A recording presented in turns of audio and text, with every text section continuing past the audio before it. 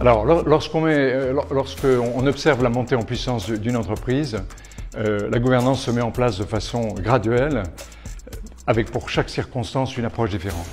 Alors, au départ, la gouvernance, ce sont les fondateurs qui découvrent leur rôle de dirigeant. Puis, au fur et à mesure, ils peuvent se faire aider par 1, 2, voire 3 conseillers extérieurs à leur entreprise.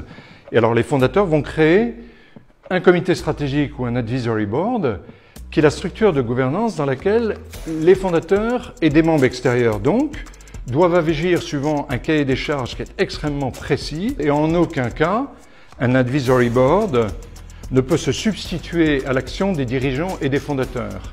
Et en général, ces membres fondateurs dont on parle sont des bénévoles. Et donc, la fonction d'administrateur arrive plus tard lorsque les fondateurs ou les investisseurs éprouvent le besoin d'une gouvernance plus structurée et créent une structure de type conseil d'administration ou conseil de surveillance. Et donc, ils vont faire évoluer leur structure d'advisory board, par exemple, dans ce sens-là, ou tout simplement, ils vont faire évoluer la forme sociale de l'entreprise pour passer de l'état de SAS ou de SARL, ce qui est souvent le cas de la première forme sociale qu'on donne à la micro-entreprise ou à la start-up, pour une société anonyme. La compétence de l'administrateur va être recherchée pour être le mieux adaptée aux enjeux portés par ce conseil d'administration ou ce conseil de surveillance. Dans toute la mesure du possible, cet administrateur, il est formé et il devra être formé.